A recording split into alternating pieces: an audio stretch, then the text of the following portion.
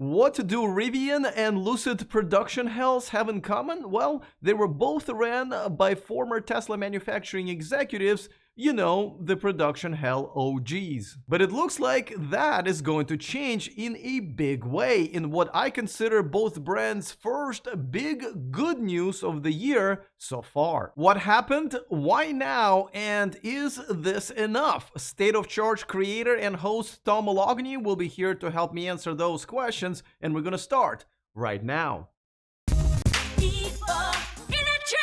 Welcome to E4 Electric. Don't forget to click on that subscribe button and the bell notification icon so you don't miss anything moving forward. So both Rivian and Lucid have chosen people who ran manufacturing for Tesla back in the day because everyone wants to have a cool kid in their study group. But as I've mentioned in my video only a few weeks ago, Peter Hoholdinger, the guy in charge of Lucid's production, was running Tesla's production during the years when we now know Tesla's quality was one of the worst in the industry according to many experts, including Sandy Munro. And Rivian's guy in charge of manufacturing, Charlie Mwangi, was a senior director of engineering at Tesla during many of the same years. So should we be surprised that both companies are struggling to ramp up production under the production hell pioneers? I mean, it's like hiring Will Smith to run security at a comedy show.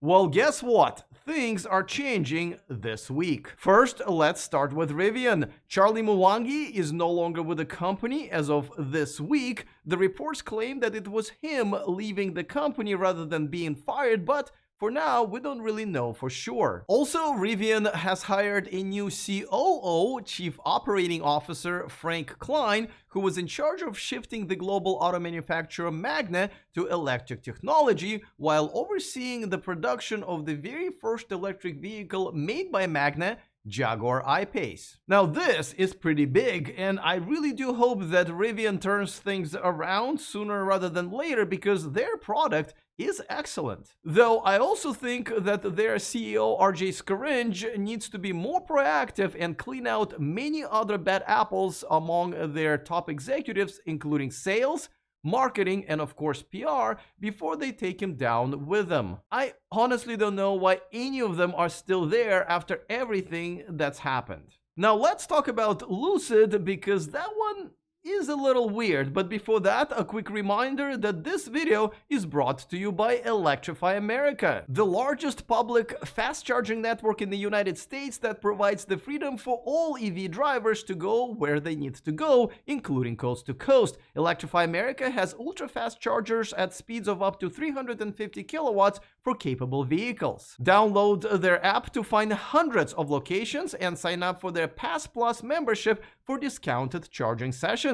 Get started using the link in the description of this video. So let's talk about what happened with Lucid. As I mentioned earlier, the guy in charge of their manufacturing is Peter Hoholdinger. Under his watch, after pushing the start of production by almost 9 months last year to, I kid you not, prevent quality issues, not only Lucid's ramp-up has been so slow that even the heavily lowered production goals are now in jeopardy of being missed, Lucid already had not one, but 2 fleet-wide recalls. Both of those recalls were manufacturing defects that were never caught by quality control, including a cable that could be physically damaged and shut down the instrument panel with the most important driver information, like the current speed. No, officer, I don't know how fast I was going. I drive a Lucid. And as I mentioned earlier, Lucid is way behind in ramping up production, which may sound like production hell, but it's not. And you know how I know? And we're not going to have production hell. We're going to have a Lucid manufacturing process, and we're going to execute this in a structured manner, which is going to create a real top quality product. Well, it seems like Mr. Rollison has had enough, and from now on, Peter Hoholdinger will no longer oversee manufacturing quality. If you ask me, I don't think he should be overseeing any manufacturing, but this is the step in the right direction. Nicholas Minbeoli, Lucid's vice president of global quality, will now oversee the quality of manufacturing, suppliers, and packaging. Whoa, wait. Go back a second. Lucid had EVP of global quality all along? What was he doing all this time? Wouldn't the overseeing the quality of manufacturing be already part of his job? Well, hopefully now that his job description matches his title, he'll start logging in to the right Zoom meetings. For more, we turn to the host of the State of Charge YouTube channel who produces nothing but quality, Tom Moloughney. All right, Tom, so both of these companies have been having some major production issues, and now both are making changes almost at the same time. What are your thoughts on that? So, it could be a good thing, might not necessarily a good thing. We don't know. Alex, I like to have more information when I comment on things like this. I don't really know what's going on behind the scenes, but what I can say is that it's really not that unusual. Car companies all the time make changes like this. People leave to go to other companies either on their own will or they get replaced. I think that companies like Lucid and Rivian are under the spotlight now, much like Tesla's been for the last 10 years. Because they're a startup, everything is scrutinized. And because Lucid and Rivian both have had some difficulty ramping up, not unusual again here for a startup.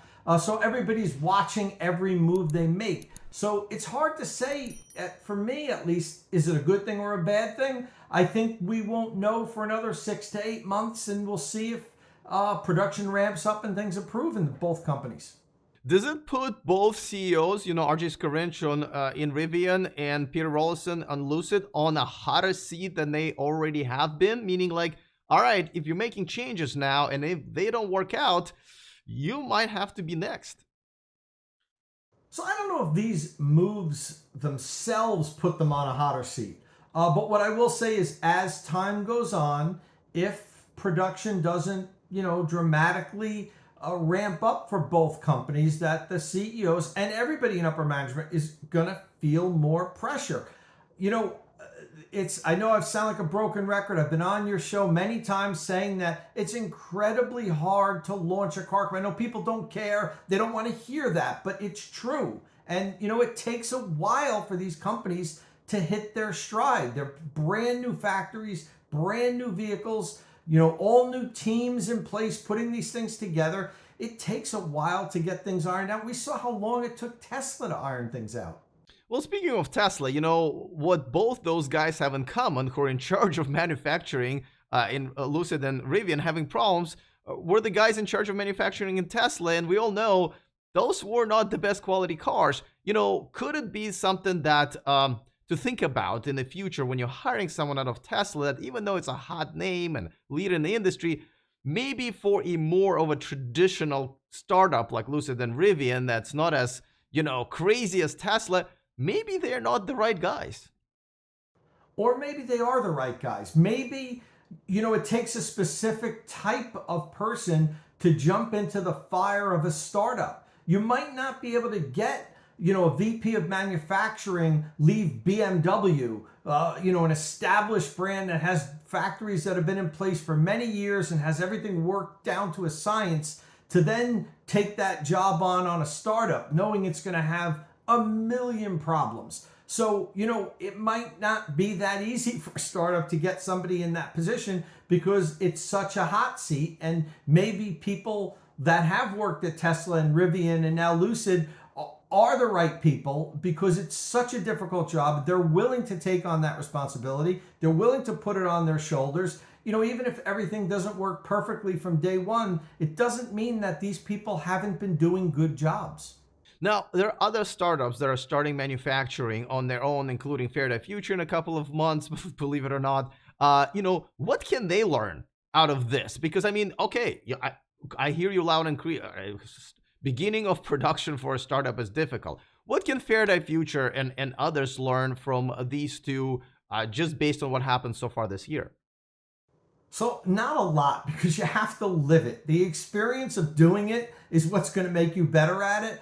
But if I were to offer any advice, I'd probably advise them not to say, we're not going to have manufacturing difficulties. If you remember about a year or so ago, Lucid did say that. And we're not going to have production hell. We're going to have a Lucid manufacturing process, and we're going to execute this in a structured manner, which is going to create a real top quality product. So that didn't age too well. I wrote an article on it for Inside EVs. And so as much as you plan and as much as you believe, and I believe Peter believed that they were going to avoid manufacturing hell, when it comes down to opening up a new factory and building a new vehicle that's never been made before with technology that hasn't been used in vehicles before, what's going to happen is the first few months is going to be hell. Period. All right, Tom. Well, listen, I'm looking forward to hanging out in person once again. We're going to see each other in a few days in Amsterdam. Should be a lot of fun, and driving those cars is going to be interesting. I've been waiting to get behind the wheel of these vehicles for a while. All right, I'll see you there. See you then. All right, show of hands. How many of you have subscribed to Tom's channel already? If you don't have your hand up, you better go to the description of this video and subscribe to it right now. All right, looking forward to all of your comments. Other than that, see you guys next time, and remember to stay charged.